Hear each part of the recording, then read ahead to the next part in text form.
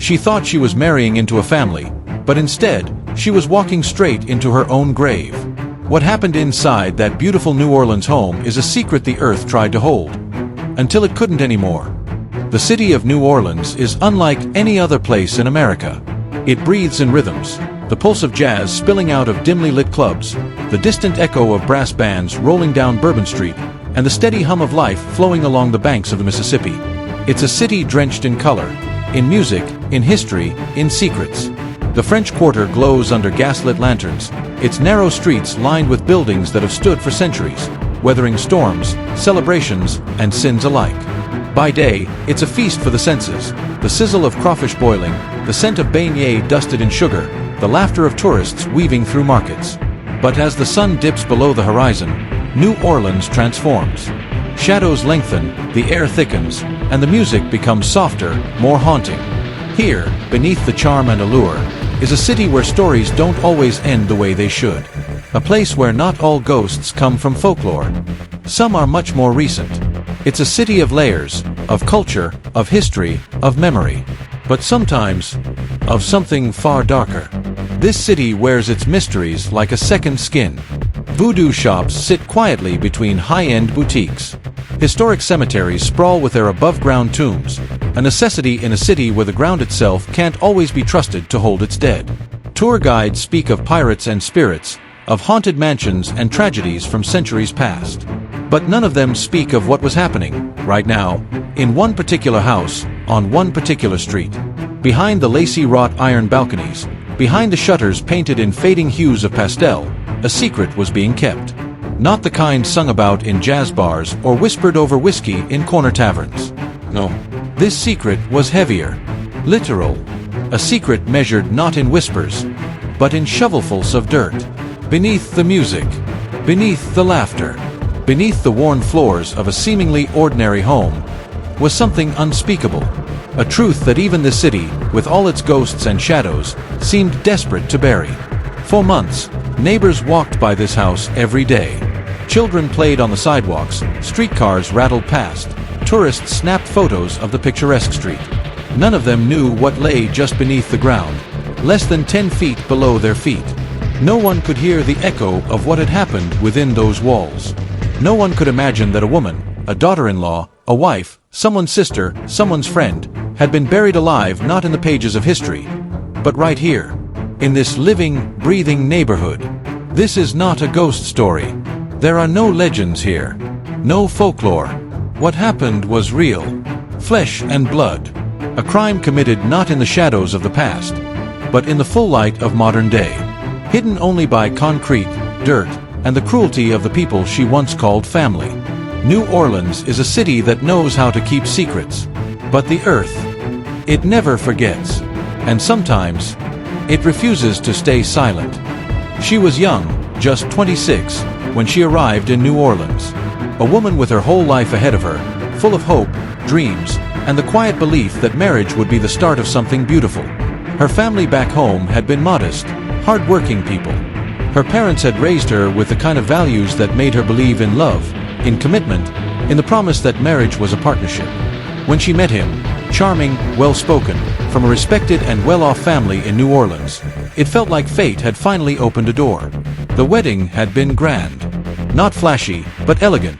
The kind of ceremony where the silverware gleamed under soft lights, where the tables were draped in ivory linens, where jazz floated in the background while two families smiled, toasted, and pretended to merge seamlessly.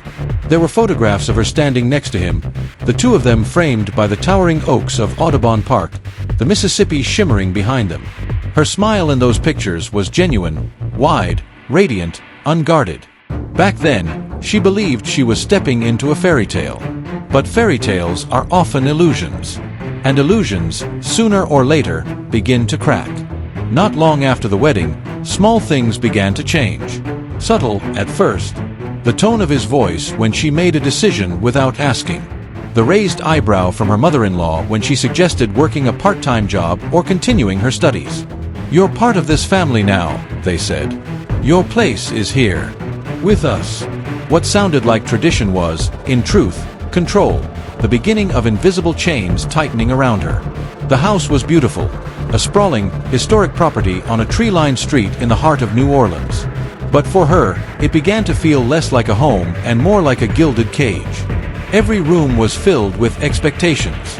The kitchen wasn't just where meals were made, it was where she was expected to serve. The living room wasn't a place to relax, it was a stage where she performed the role of the perfect daughter-in-law. The bedroom, even there, the walls seemed to press in. The financial strain didn't take long to surface either. Not for the family, they were comfortable, but for her. Behind polite smiles were quiet demands. Subtle reminders of the gifts exchanged at the wedding. Hints about the kind of financial contribution her family should have made, the kind of support expected in their community. It wasn't called dowry here. No, that would sound crass, outdated. But the expectation was the same. Thinly veiled, delivered in backhanded comments over dinner or passive-aggressive suggestions in hushed conversations. Her husband, the man who had once whispered sweet promises, was changing. Or maybe he had never been different. Maybe she was only now seeing him clearly. His temper surfaced more often. Sometimes it was over nothing. A missed phone call, dinner served a few minutes late, a refusal to agree to yet another demand from his parents. Words turned sharp. Patience wore thin. And apologies. They came less frequently now, if at all. She called her sister more often. At first, just to chat. Then, more to confide.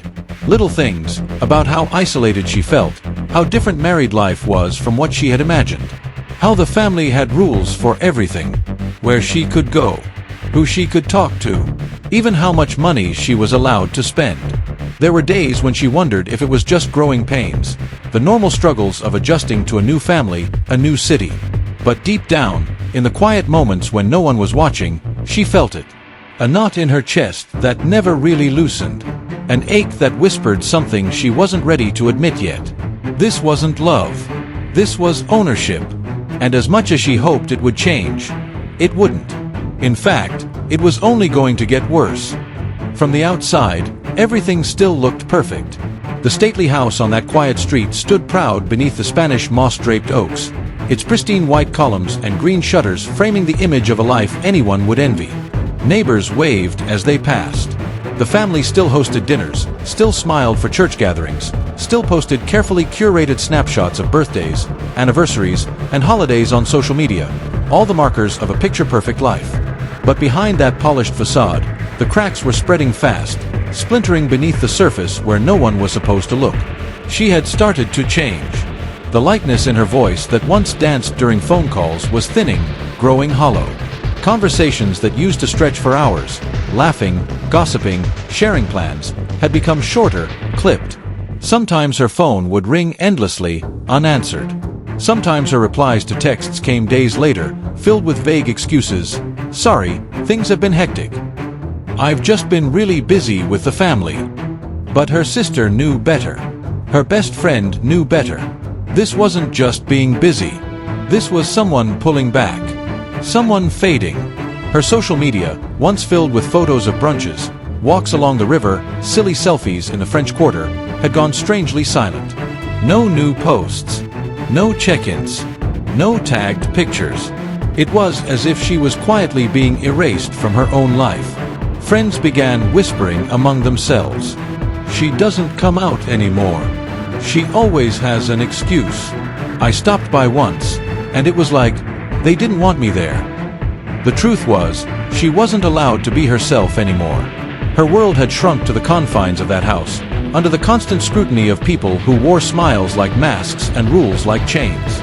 Her husband, the man who had once held her hand so gently, now seemed to watch her like a warden. Every phone call was monitored. Every outing was questioned. Even the smallest decisions, what she cooked, what she wore, who she spoke to, were subject to judgment, criticism, and control. It wasn't always shouting. No, that would have been obvious. It was quieter, more insidious. 1,000 tiny cuts that didn't bleed but still hurt. The sighs of disappointment when she didn't fold the laundry just right. The cold silence when she suggested visiting her family back home. The sarcastic chuckle when she asked about finding a job or finishing her degree. You're part of this family now. Your priorities should be here, her mother-in-law would say, her smile razor-sharp beneath the sugar coating. And then there was the money. Her own bank account had mysteriously merged with the family's shortly after the wedding. She no longer controlled her own finances. If she needed something, even something as basic as a haircut or a pair of shoes, she had to ask. Sometimes it was given. Other times it came with lectures about wastefulness, responsibility, or how a good wife knows how to make do. Her financial independence was chipped away until nothing remained. Her laughter had dulled. Her eyes, once bright with mischief and curiosity, now looked glassy. Tired. Trapped. Her body moved through the motions of daily life, cooking, cleaning, serving, smiling when required. But it was like watching someone exist behind glass, unable to reach out. The family that had once welcomed her with open arms had become her captors. And worse, the man she married was no longer just a silent bystander in her suffering. He was an active participant. Their once private fights were now louder. The slamming of doors echoed through the halls. Harsh words cut deeper with each passing day. And after every cruel exchange, the apologies became fewer, until they stopped altogether. Those who loved her could sense it. Something was wrong. Deeply wrong. But none of them could have imagined just how dark, or how dangerous, things were about to become. Because what was happening behind those walls wasn't just abuse. It was a ticking clock. A fuse burning down. And soon, everything would explode. The house on Dauphine Street stood like a sentinel from another time. Grand, imposing, and just slightly worn at the edges, it was the kind of place that had seen generations pass through its halls. The wide front porch sagged just enough to suggest age but not neglect, with tall white columns standing guard on either side of the weathered double doors. Intricate wrought iron railings curled around the second-story balcony, their once black paint faded and chipped, now mottled with rust. The shutters, a deep shade of hunter green, framed tall windows that had likely witnessed decades of joy, grief, and everything in between. It was the kind of house that drew attention, not because it was flashy or modern, but because it carried a certain presence. A kind of heavy silence that made people speak in hushed tones as they passed. Tourists strolling through the historic district would pause to admire the architecture, maybe snap a photo, but they rarely lingered. There was something about that house. Something that didn't invite curiosity. Something watchful. The family that lived there fit the house perfectly. Old money, old values, and old habits. They were the kind of people who were known, but not really known. Neighbors described them the same way, every time reporters would later ask. Quiet, private, maybe too private. They kept to themselves. No block parties, no neighborhood cookouts, no waves from the porch. They weren't unfriendly exactly, but distant, reserved, like the walls of that house were not just wood and brick, but barriers designed to keep the world out, and perhaps, more chillingly, to keep something in. From the street, everything looked pristine enough. Freshly trimmed hedges lined the walkway. The flower beds were always maintained, if not particularly vibrant. The house was clean, respectable. But if you looked closely, if you allowed your eyes to linger, you'd notice the small signs. The blinds were often drawn, even during the day. The lights flickered on and off at odd hours, as though the inhabitants moved through some different rhythm than the rest of the world. Delivery drivers spoke of never being invited past the gate. Maintenance workers mentioned being watched, quietly but unmistakably, from upper-floor windows. It was the kind of house that whispered, that held onto its secrets like the humidity holds onto the air in New Orleans. Thick, suffocating, and impossible to escape. No one could have guessed that beneath the manicured lawn and the cracked flagstones of the front walkway, something far more sinister was waiting. No one knew that within feet of where children rode bicycles and couples walked hand in hand, a grave was being prepared. A grave not for someone long dead, but for someone still very much alive, at least for now. The pit was dug under the guise of repairs. The excuse was simple: plumbing issues, drainage problems, nothing anyone would question too deeply. In a city where the ground constantly shifted, where water intrusion was an everyday battle, an open trench wasn't anything remarkable. Except this one wasn't meant for pipes. It wasn't meant for repairs. It was meant for her. The house on Dauphine Street wasn't just a home. It was a cage. A stage for cruelty carefully hidden behind lace curtains and locked doors.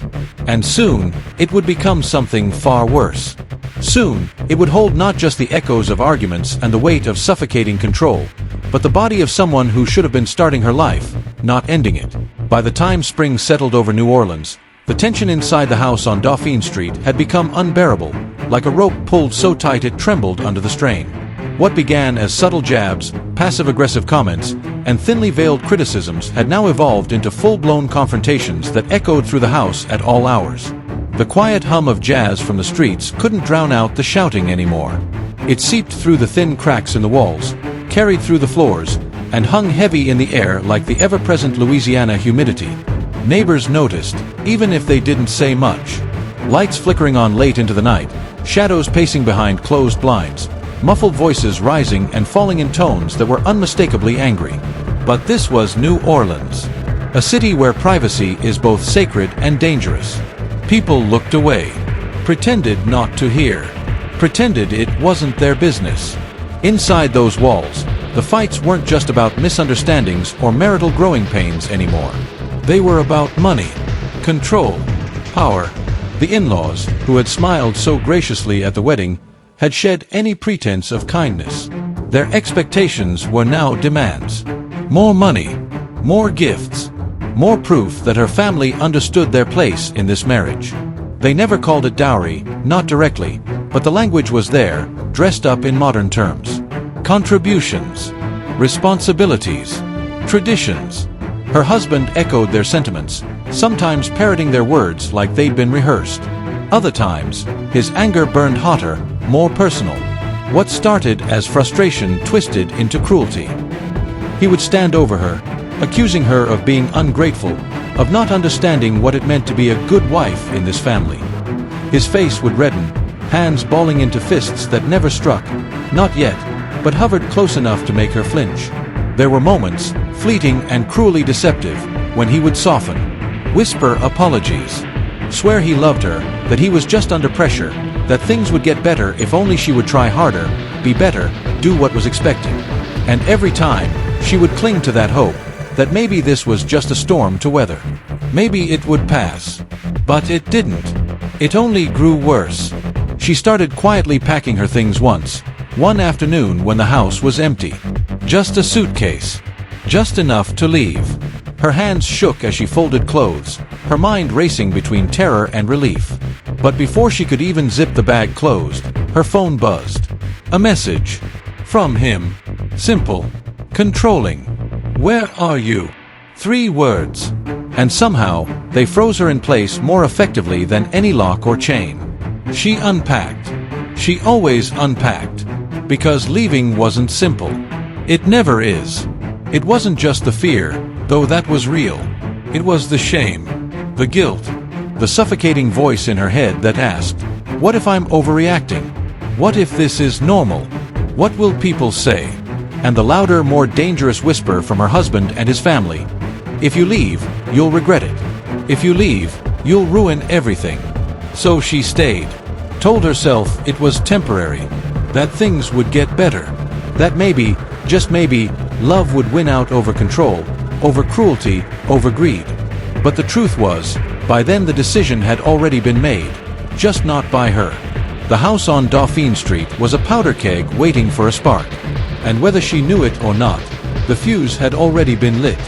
The house on Dauphine Street had gone eerily quiet in the days that followed the worst of the arguments.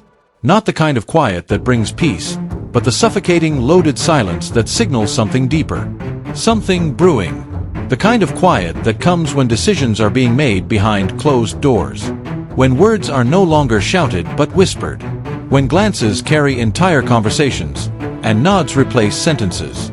There were no official meetings, no loud declarations of intent, but those inside the house knew. Whether it was spoken plainly or only implied between shared looks and grim silences, the decision was already there, hanging in the air like the weight of a noose. This wasn't impulsive.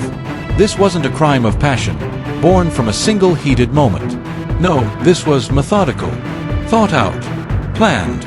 It started with small, calculated steps that seemed harmless from the outside. The mother-in-law, for instance, made a sudden decision to visit extended family in Baton Rouge. A casual excuse, framed as attending a cousin's wedding, nothing that would raise suspicion. Her departure was strategic. Her absence would serve as an alibi, a shield. One less witness. One less person technically in the house when the unimaginable would occur. Inside those walls, tension shifted. It wasn't the kind that snapped or erupted anymore. It had become cold, detached. A subtle change in how they moved around each other. The husband no longer argued with the same fire. His anger was replaced with an unsettling sort of quiet compliance. His presence became hollow, as if his mind was occupied elsewhere, rehearsing steps, ticking through a mental checklist. The father-in-law, the true patriarch of the house, grew more commanding in those days, but not in a way anyone would outwardly notice. His tone was measured, his gaze sharp. He was a man who had decided that the problem in their lives, the inconvenience that had dared to resist their control, would be eliminated. Not just silenced with threats. Not just subdued with manipulation. No, erased. Permanently. Out in front of the house, a crew arrived. An innocent enough scene. An earth mover. A trench being dug along the side of the walkway under the pretense of plumbing repairs. Neighbors passed by, some offering polite hellos to the family, others simply assuming that, like many of the old houses in the district, it needed maintenance. After all, New Orleans was infamous for its shifting foundations and constant battles with water damage. No one questioned a hole in the ground. But that pit was not for pipes. Not for drains. It was a grave, disguised by dust and concrete.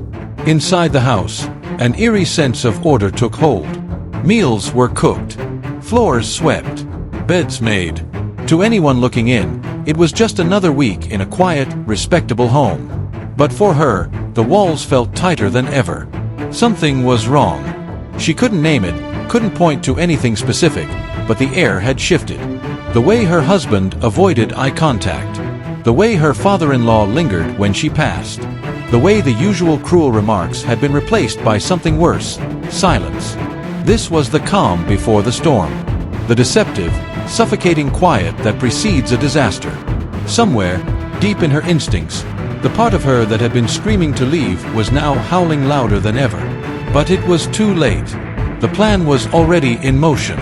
The wheels were turning. And soon, that house would not just be a prison.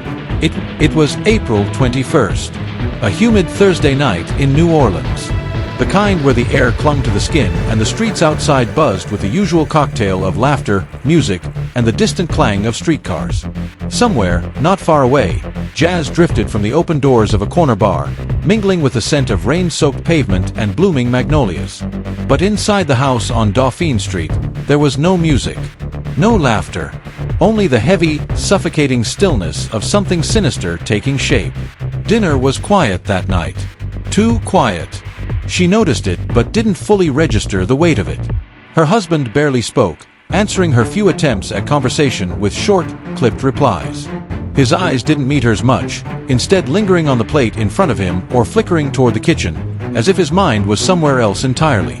The usual background noise of family life, the occasional clatter of dishes, the low murmur of conversation, was missing. The house, always a little cold, now felt hollow. She sat down to eat, unaware that every bite she took was laced with something more than just salt and seasoning. Crushed pills, ground fine, stirred invisibly into her food. Enough to make her sleep. Deep, heavy, and unavoidable. Not enough to kill, not yet, but enough to ensure that when the time came, she wouldn't be able to scream, to fight, or to run. Her husband ate beside her, going through the motions, barely tasting the food. The tightness in his jaw, the way his leg bounced under the table, betrayed him. But she missed it, or maybe chose to dismiss it, as she had with so many warning signs before. After all, what choice did she have? This was her home. This was her husband. These were the people she was supposed to trust. Upstairs, her sister-in-law was served a similar meal, unknowingly caught in the web. Her being asleep was necessary too. Witnesses, whether willing or not, were liabilities. As the meal ended, the tiredness set in faster than she expected. A sudden wave, heavy, unnatural. Her eyelids drooped. Her limbs felt weighted, sluggish, like trying to move through deep water. She mentioned it, casually at first, almost with a nervous laugh. "I must be more tired than I thought," she said, rubbing her temples, her voice already softer, slower. Her husband stood, collected the dishes without his usual grumbling. For a moment, there was a tenderness in it, an act, a final performance. "Why don't you go lie down?" he offered, his voice carefully stripped of emotion. She nodded, too exhausted to think, too exhausted to notice how he avoided looking at her as she rose from the table and made her way toward the stairs. Step by step, her body felt heavier, her vision dimmer. The hallway lights flickered behind her as she passed, the old wiring crackling as though the house itself shuddered at what was coming.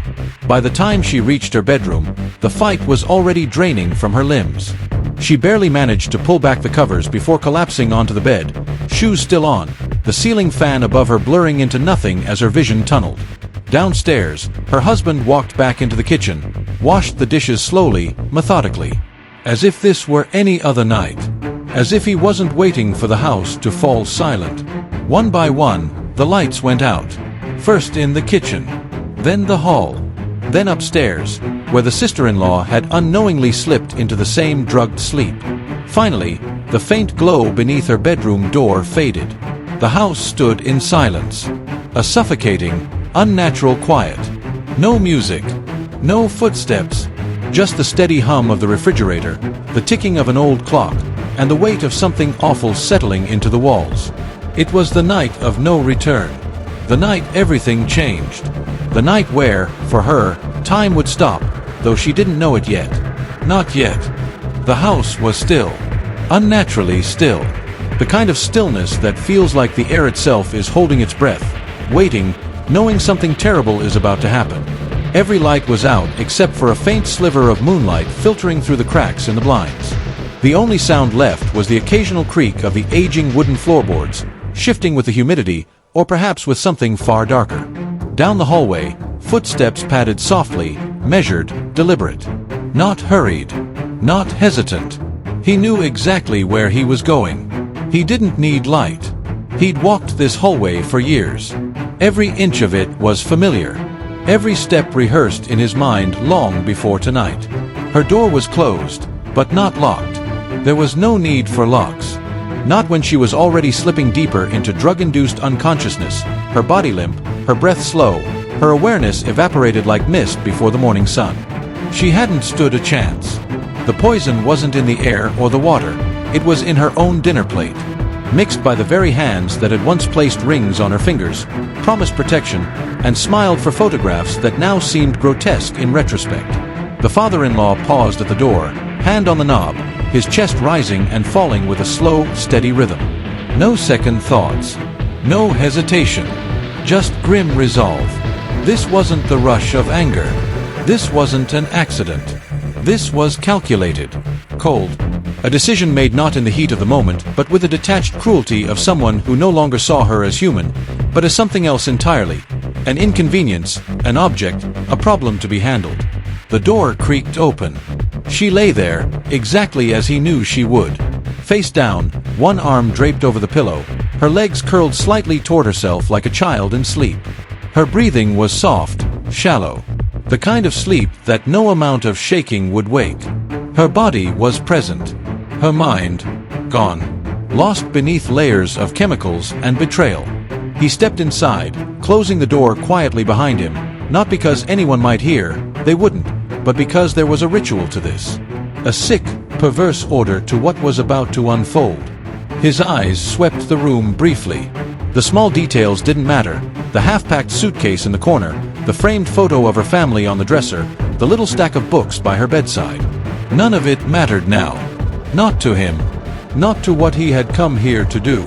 He approached the bed slowly, then stood over her, watching her chest rise and fall. A twisted satisfaction flickered in his eyes, the satisfaction of absolute control, of knowing that she was powerless, that she couldn't say no, couldn't fight back, couldn't even look him in the eye and demand to know why. And then, with a darkness that most human beings can't even fathom, he reached down.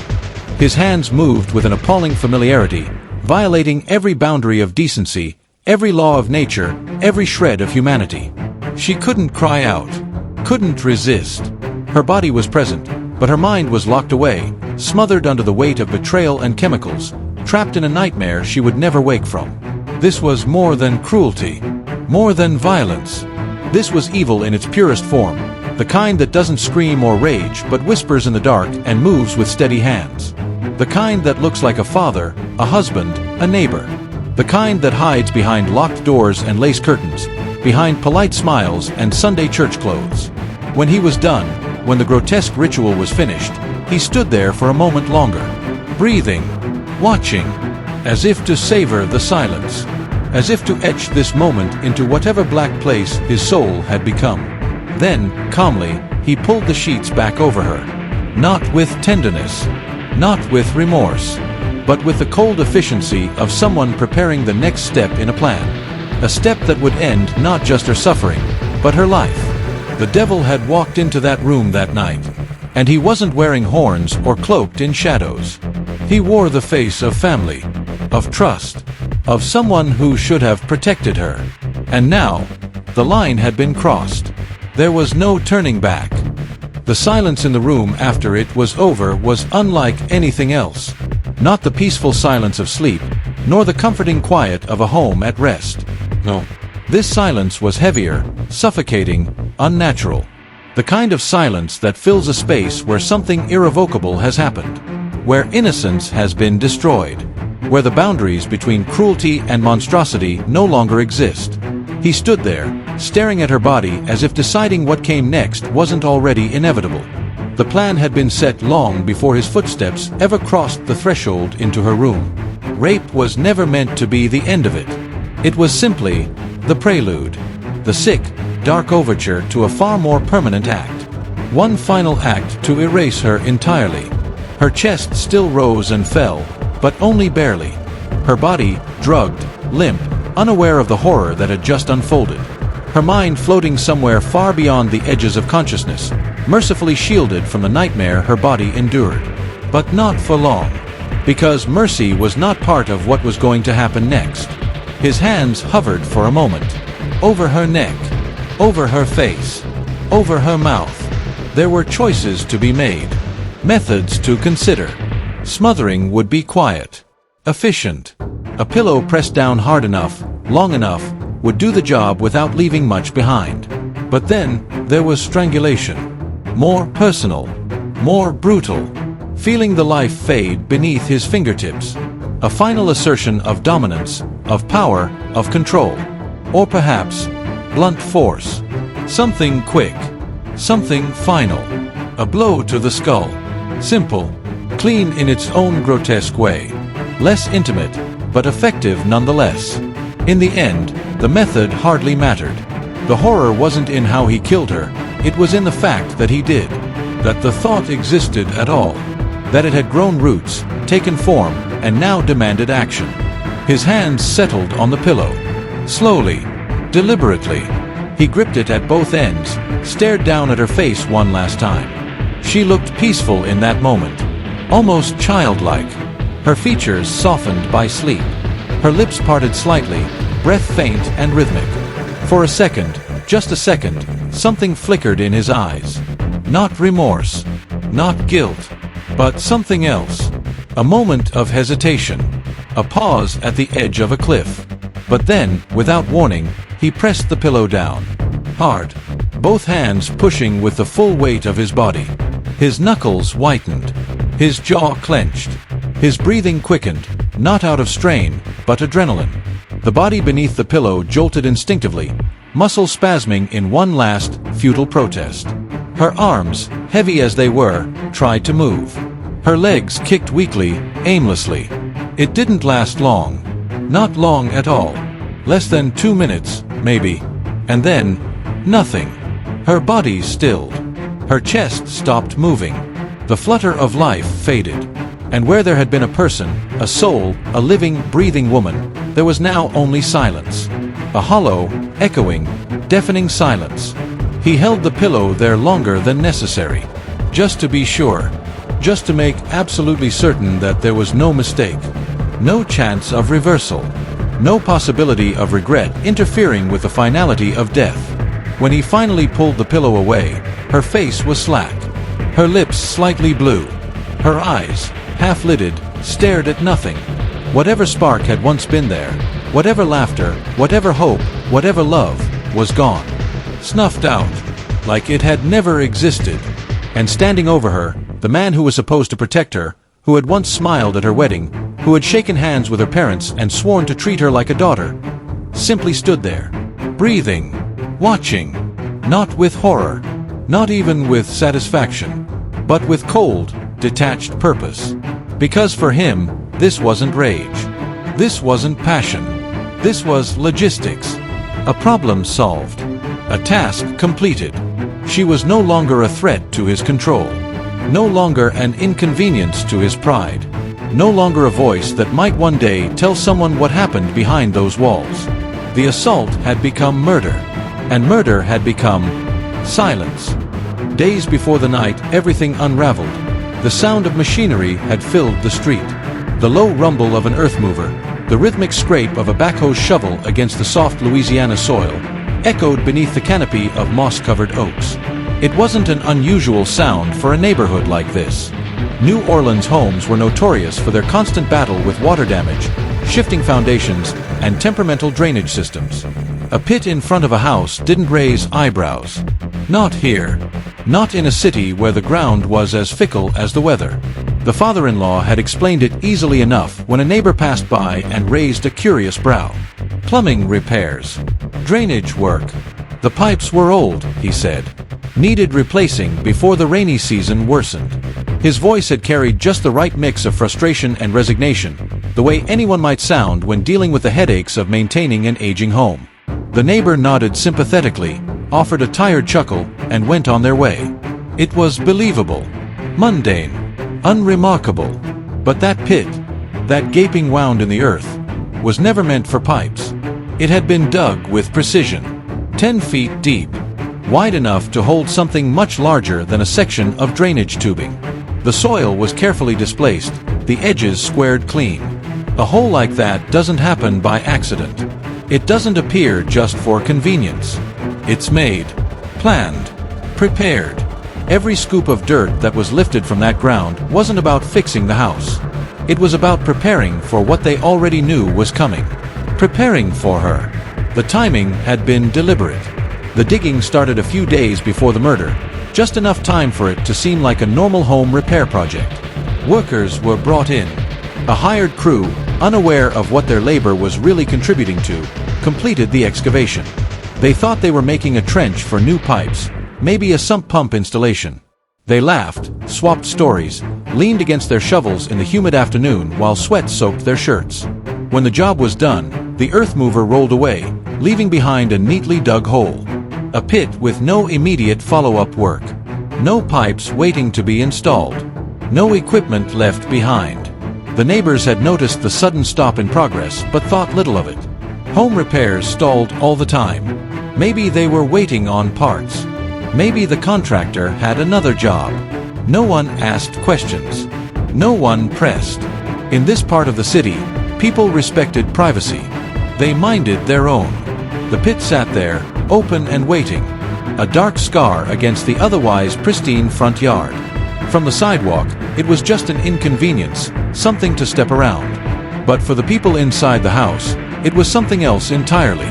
It was a guarantee, a solution, a silent promise that soon, the problem would be taken care of. When the night finally came, when the breathing in that upstairs bedroom stopped, the hole was ready.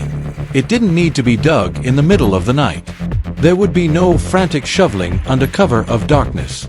No rushing. No risk of being caught mid-act. No. The hard part had already been done, days earlier, right in plain sight. The earth waited patiently, oblivious, indifferent, ready to swallow what was coming, ready to hold the secret as long as it needed to. Or so they believed. Because dirt can cover a body. Concrete can seal a grave. But the ground remembers. The ground always remembers. The house was silent now. Not the kind of silence that follows sleep, but the oppressive, suffocating stillness that follows death. Upstairs, her body lay exactly where the father-in-law had left it, motionless, fragile, robbed of breath, robbed of life. But there was no time for grief, Not that there was any to be spared. What came next was just as methodical as everything else leading up to this moment. Downstairs, the husband paced. Not out of uncertainty, but anticipation. He knew. He'd known for days that this night would come. The glances exchanged between him and his father hadn't needed words. The plan was clear. The moment the muffled sounds from upstairs stopped, he understood it was time. There was no hesitation as the father descended the stairs and, without a flicker of emotion, simply nodded. Together, they returned to her room. The air was thick with a cloying scent of sweat and something worse. Something metallic, heavy, the unmistakable presence of death lingering in the walls. Her body was small in death, somehow even smaller than it had seemed in life. Limp. Weightless in a way that made lifting her feel more like handling an object than a person. And perhaps, in their minds, that's exactly what she had become. Not a daughter-in-law. Not a wife. Not a woman. Just a problem. One that was about to be solved. They wrapped her in what they had prepared earlier, a heavy plastic sheet, thick enough to seal in everything. It crinkled as they folded it around her, bending her limbs unnaturally, forcing her body into a shape that would fit the pit outside. Duct tape sealed the edges. Layer after layer, wound tight, suffocating, final. It took both of them to lift her. They worked in silence, communicating only with glances and brief gestures. The hallway was narrow, the staircase tighter. Each step downward felt louder than it should have, the dull thump of her form bumping against the railing once, maybe twice, as they maneuvered her down to the ground floor. But no one heard. Or if anyone did, they chose not to listen. The front door creaked open. The humid night air rushed in, bringing with it the faint sounds of life beyond this house. Distant laughter from a passing couple, the rumble of a streetcar blocks away, the rhythmic chirp of insects oblivious to the horror unfolding in the shadows. The pit gaped, waiting. 10 feet deep, side straight and smooth, a perfect void. They positioned her at the edge, gripped the bundle from either end, and without ceremony, tipped her in. She hit the bottom with a dull, sickening thud. A sound no one should ever hear, the sound of a life discarded. Without speaking, they began filling it. First the soil. Shovelful after shovelful, tossed without pause. Then bricks, heavy, irregular chunks dropped in to weigh her down, to pin her to the bottom of the earth like a secret sealed in stone. The hollow echoes of each brick hitting the plastic-wrapped body rang out, but only to their ears. Only to the night. Then came the concrete. Pre-mixed. Ready. They poured it in, watching as the wet gray sludge spread, filling the gaps, encasing everything in a tomb more permanent than any coffin. It hardened slowly, crawling into every crevice, drying with the promise of silence. A slab. Flat. Unmarked.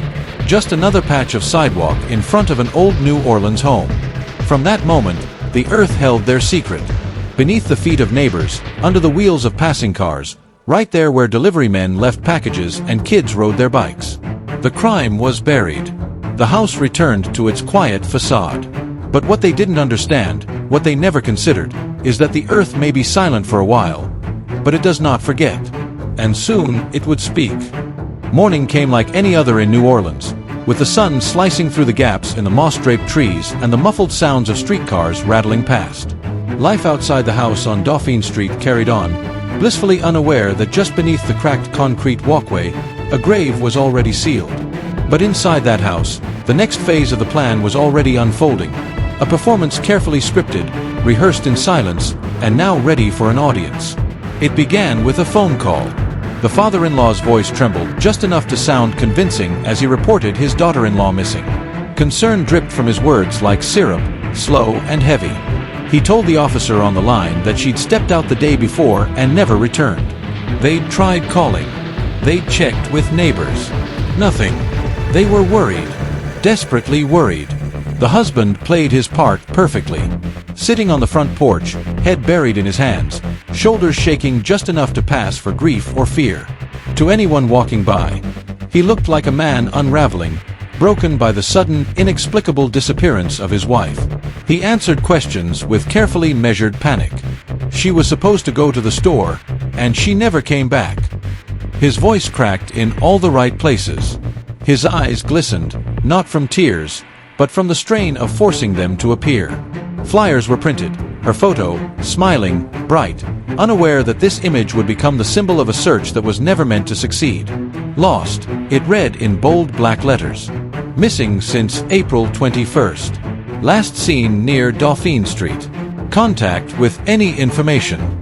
They stapled them to telephone poles, taped them to bus stops, handed them to anyone willing to take one. Neighbors joined in. Some out of genuine concern. Others because it was simply what people do when someone vanishes. Volunteers formed search parties, combing the nearby streets, parks, alleyways, and vacant lots. People shared her photo on Facebook and Instagram. Her face flooded community groups. Please help us find her, they begged. Her family is desperate. And all the while, the family, the very people orchestrating this theater of despair, stood at the center of it, nodding along, thanking everyone for their kindness, their support. They offered interviews to local news stations, their voices cracking with practiced grief. "We just want her home," the father-in-law said, shaking his head as the cameras rolled. "If anyone knows anything, please, we're begging." Behind closed doors, when no one was watching, their masks slipped. Their movements relaxed. Their conversations drifted back to normal. Casual, mundane, the way people speak when nothing at all is wrong. Because for them, the crisis was over. She wasn't coming back. She wasn't lost. She wasn't missing. She was exactly where they put her. The missing persons report was not a plea for help. It was a shield. A way to deflect suspicion, to buy time, to rewrite the story. If anyone asked too many questions, they had an answer prepared. If the police pressed, they had alibis stitched together with the same care they had used to seal the concrete slab outside. For weeks, the community mourned a disappearance that wasn't a disappearance at all. They searched alleyways while her body lay feet from where they stood. They combed the riverbanks, past the very house that held the truth beneath its front yard, unaware that every step they took was over a grave. The illusion worked. For a while. It always does. Until the cracks begin to show. Until the lies, no matter how carefully poured and smoothed like wet concrete, start to split. Because a secret buried in the ground may stay silent for a time. But the earth has a voice. And it was getting ready to scream. In the weeks following the disappearance, the house on Dauphine Street wore its usual mask of normalcy, but the cracks in the facade were becoming harder to ignore. On the surface, the family seemed distraught, doing all the expected things, posting flyers, giving statements, making tearful pleas for information. But behind the rehearsed grief and the carefully placed words, there was a weight, an unnatural stiffness in how they spoke, how they moved, how they responded.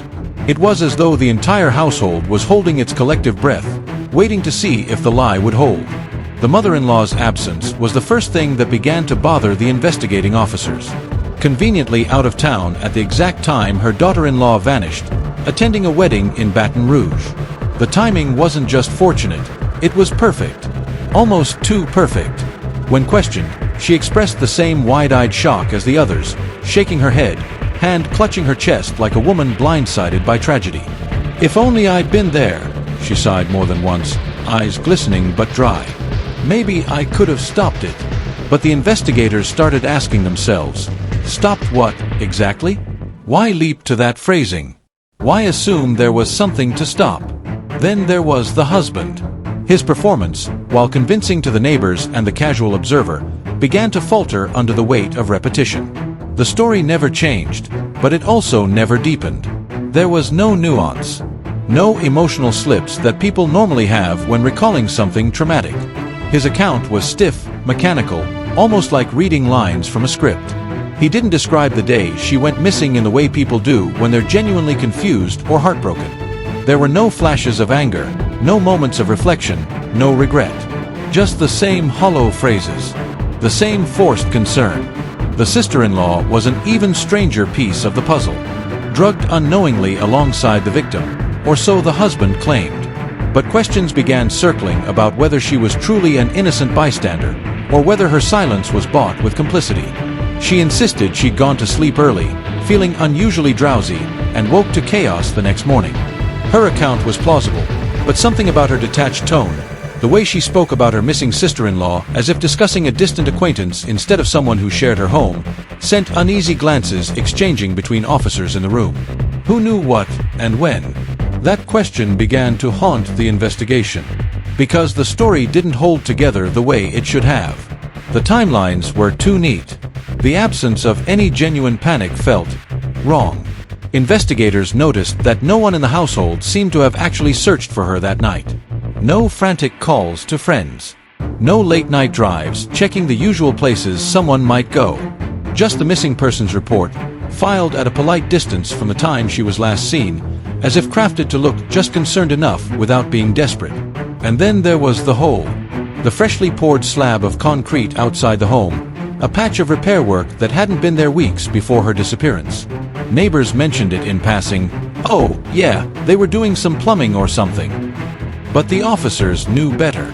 In a city like New Orleans, nothing gets poured without a permit. No records existed. No licensed contractors. No plumbing work orders filed. Just a hole that appeared and disappeared almost as quickly. What began as a simple missing persons case started warping into something else. Something uglier. The family's performances, their explanations, their staged grief, they all started to feel less like the reactions of people searching for someone they loved and more like a family desperately trying to keep a terrible secret from unraveling. The deeper the investigators dug, the clearer it became that this wasn't the story of one man snapping or a single act of violence. This was a conspiracy of silence. A household bound together not by love or loyalty, but by blood and the shared weight of a crime too monstrous for anyone on the outside to comprehend. While the family on Dauphine Street continued their carefully constructed charade, there was one person who wasn't buying a single word of it. One person who, from the very first phone call, knew deep in her bones that something was wrong. The victim's sister. She wasn't fooled by the crocodile tears, the feigned confusion, or the hollow reassurances. She knew her sister. She knew her patterns, her habits, her fears. And she knew, without a doubt, that her sister had not simply disappeared. In the days following the disappearance, when calls went unanswered and texts were met with silence, she felt something deep and visceral take root in her chest, a dread so heavy it was hard to breathe. But it wasn't just dread. It was determination, a fire that burned hotter with every hour that passed without answers. She refused to let this become another unsolved mystery, another woman's name added to a growing list of victims buried by time and bureaucracy. At first, she did what anyone would do. She called, over and over. Each conversation with the husband was more strained than the last. His voice was clipped, rehearsed. He offered the same excuses on repeat. We don't know where she went. We're just as worried as you are. But there was something missing in his tone. Something hollow, mechanical, like he was reading a script rather than speaking from fear or grief. The more he spoke, the more certain she became. He was lying. When polite questioning failed, she turned relentless. She began driving down to New Orleans every other day, showing up at the police station, demanding updates, demanding action. Her presence was impossible to ignore. Unlike the passive family who seemed content to rely on authorities and wait, she pushed hard. She asked questions no one else wanted to ask. She brought photos, timelines, message logs. She provided copies of every text, every call her sister had made in the weeks before she vanished, evidence of rising tension, of arguments, of mounting pressure. Detectives started noticing her. At first, they offered the usual reassurances, the standard lines about waiting periods and ongoing investigations. But she didn't back down. When officers told her they were doing everything they could, she demanded specifics. Names. Dates. What had they checked? Who had they spoken to? Why hadn't they searched the house? She reminded them, again and again, that this wasn't just a case number. This was her sister. A living, breathing person who had plans, who had responsibilities, who would never simply walk away from her life without telling anyone. She reminded them that her sister had confided in her, about the constant control, the suffocating manipulation, the veiled threats about money and loyalty and obedience. She painted them a picture of a woman living not in a marriage, but in captivity. The longer the family's story played out, the more her sister's absence felt deliberate, manufactured. She knew it, and with each unanswered question, her suspicion transformed into something sharper. Her sister wasn't missing. Her sister was gone. Taken. Silenced. Her refusal to be dismissed, to be placated, began forcing cracks into the official narrative. Detectives started to look again at things they'd waved off before. A freshly poured slab of concrete outside a house with no plumbing permits. Inconsistent timelines. The eerie calm of a family whose distress seemed more performative than real. She kept going. Day after day. Phone call after phone call. Visit after visit. She haunted that precinct, a constant reminder that someone still cared, that someone wasn't going to let this case slip quietly into the dark corners of a filing cabinet. Because if the family's goal was to erase her sister, to bury the truth along with her body, they had underestimated one thing. The bond between sisters doesn't break. Not with time. Not with distance. And certainly not with death. She wasn't going anywhere. Not until her sister was found. Not until the truth was unearthed. Not until justice was done. It started, as these things often do, with something small. A tip. A whisper. Maybe it came from someone in the neighborhood, someone who had watched the family on Dauphine Street a little too closely, long enough to notice that something about their story didn't quite hold. Or maybe it came from a guilty conscience, someone who'd been part of the background, who had seen the pit dug weeks earlier under the excuse of plumbing work but had pushed the nagging discomfort aside, until now.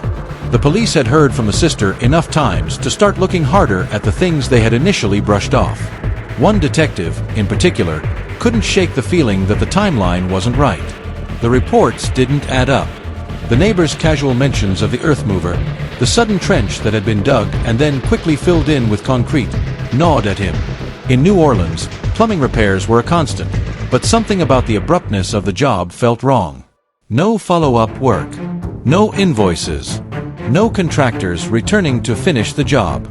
Just a hole. And then, not a hole anymore, but a slab. Clean. Smooth. Too clean. With mounting pressure from the family's growing inconsistency, and with the sister breathing fire into every conversation, the decision was made. They were going back to that house. This time, not for polite questions. This time, with equipment. The officers arrived early, just after sunrise, with marked cars and an unmarked van that housed the tools they hoped they wouldn't need, but knew they probably would. The warrant was in hand. There would be no more waiting. No more taking the family's word for anything. The family stood at the doorway, faces stretched tight, lips trembling, their carefully crafted expressions of concern now fractured with something more raw. Panic. The kind of panic that doesn't come from grief but from knowing the truth is about to surface, literally. The officers walked straight past them, down the front steps, across the narrow patch of lawn to the slab of concrete that didn't belong. On paper, it was supposed to be a plumbing repair. In reality, it was something else entirely. The jackhammer started. A high-pitched mechanical shriek that echoed through the quiet street, shattering the morning calm. Concrete cracked, splintered, split. Dust clouded the air, rising in thick plumes. Neighbors gathered at their fences, pretending to tend their gardens or sip coffee, but everyone knew something was wrong. Something bad. You could feel it in the air, the heavy, oppressive weight of something terrible about to be revealed. The smell hit first. Not immediately. Not as soon as the first crack split the slab. But as the machine dug deeper, as the first full section was pried loose, it came, an odor so foul, so instantly recognizable, that even the most seasoned officers staggered back. The thick, sour stench of death, trapped beneath earth and cement for weeks, now released like a curse into the humid morning air. A gloved officer knelt, flashlight scanning the loosened soil. The beam caught something. A corner of fabric. Blue. Faded. Not the color of dirt or stone. Something that didn't belong. And then, hair. Strands, matted, clinging to the edges of dirt that had once tried to hide it. Brown. Twisted in clumps, woven into the mud like the earth itself had tried to swallow it, but failed. A collective silence fell over the scene. Not from shock. Not entirely. But from the confirmation that everyone there had dreaded but expected. This was no longer a search. No longer a missing persons case. This was recovery. This was the worst kind of truth. They dug slower now, by hand, methodical, careful. Piece by piece, they uncovered the shape of her. Wrapped in plastic, just as the tip had suggested. Folded unnaturally. Heavy bricks stacked around her like a cruel embrace meant to keep her down, keep her hidden. But the earth speaks. And this time, it screamed. When the final layers of soil were cleared and her full form was revealed, there was no longer any question about what had happened. Only about why anyone had ever thought they could get away with it. Inside the sterile walls of the interrogation room, the atmosphere was suffocating. A single bulb cast a harsh, unforgiving light onto the father-in-law's face. His hands were cuffed, resting on the metal table, fingers twitching, not from nerves, but from impatience. 4 hours, detectives had circled him like vultures, throwing questions, facts, timelines. His expression never shifted. His eyes were cold, distant, as though this entire ordeal was nothing more than an inconvenience. But the cracks were showing. Slowly, carefully, the weight of the truth was pressing down, and the room was growing smaller with every passing second. He didn't break in the way most people imagine. There was no shouting, no tears, no frantic denials giving way to sobbing admissions. No, when he finally spoke, it came out hollow, flat, as if he were reading instructions off a manual. His voice was devoid of emotion, not a tremor in it. He leaned back in his chair, exhaled like a man who had just finished a long, tedious task, and began to talk. He told them everything. How the decision had been made weeks earlier. How she had become, in his words, a problem. His tone wasn't angry. It wasn't even particularly cruel. It was clinical, methodical, the way someone might explain how they disposed of garbage or fixed a broken appliance. He spoke about how he'd watched her, how her growing resistance, her refusal to submit completely to the family's demands, had shifted her from being merely troublesome to being expendable. Then he described the night, step by step, how the pills were crushed into her food, how they waited, how, once the house fell into drugged silence, he walked into her room, not to end it quickly, but first to take what he wanted. The word rape wasn't his. He didn't even seem to think it required acknowledgement as anything separate from the rest of his crime. But the details were there, threaded through his monotone recounting. How she was unconscious. How she didn't move. How it didn't matter. The detectives exchanged glances, but they didn't interrupt. They let the silence fill the space between his words, heavy and sickening. Then he described the murder, how easy it was. How quickly it had ended once the pillow was pressed against her face. No hesitation. No regret. Just inevitability. His confession didn't stop with himself. As though unburdening himself fully, he dragged the rest of them down with him. His son, the husband, had known everything. Had been part of it from the beginning.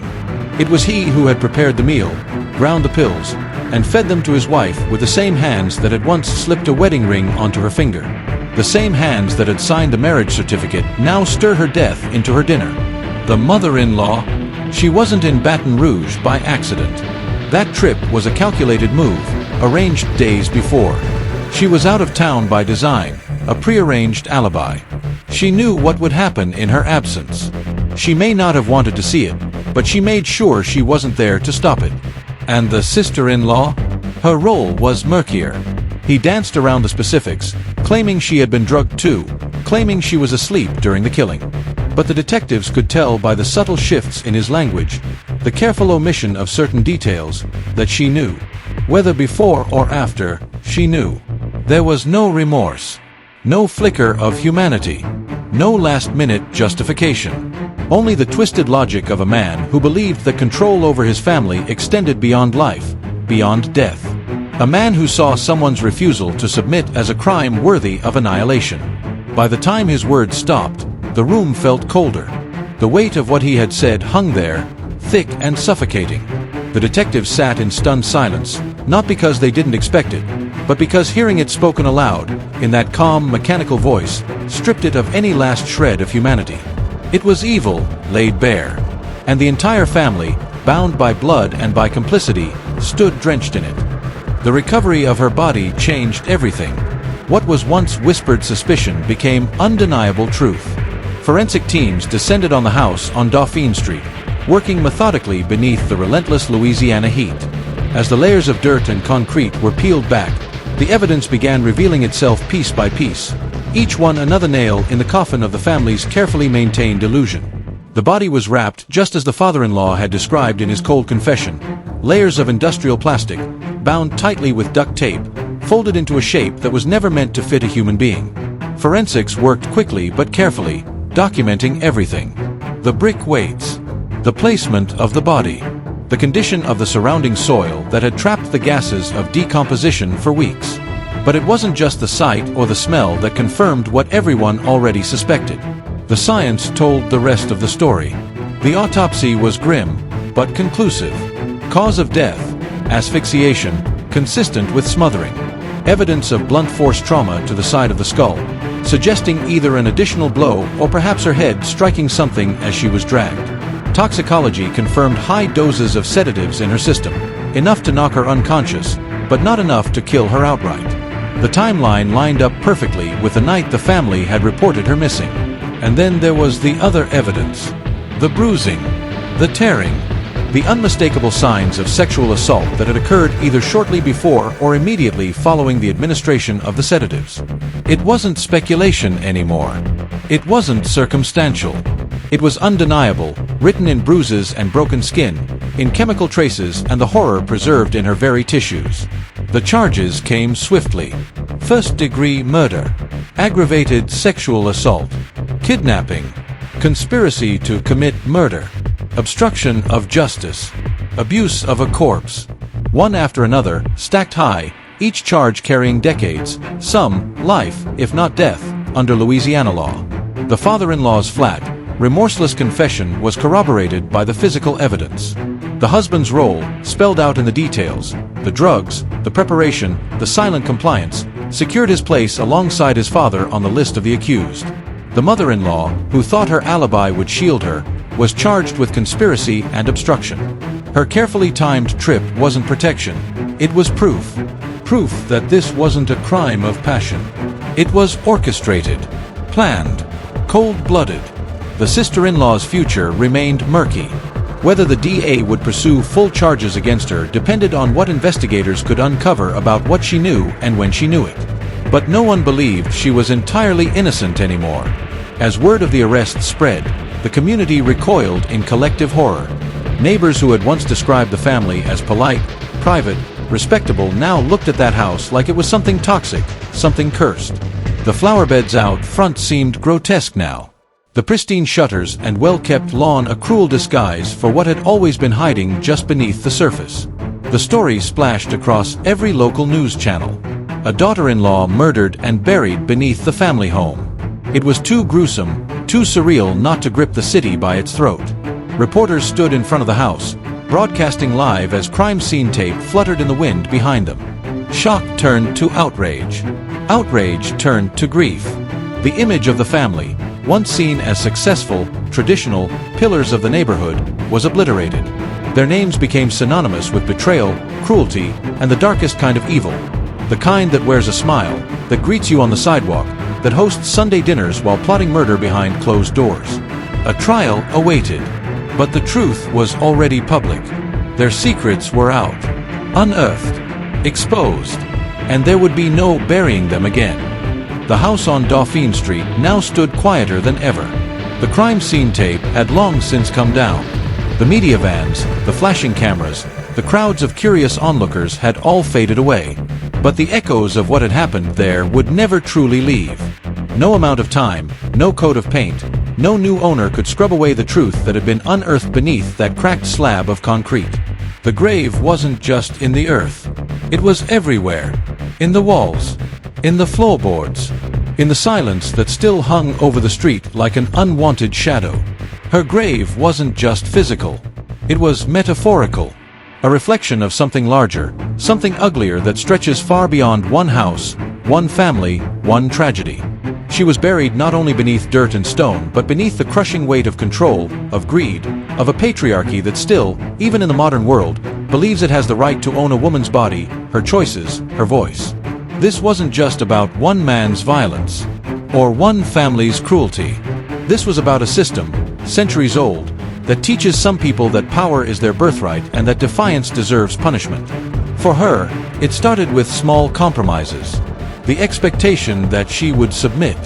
The slow erosion of her independence. The relentless pressure to give more, sacrifice more, obey more.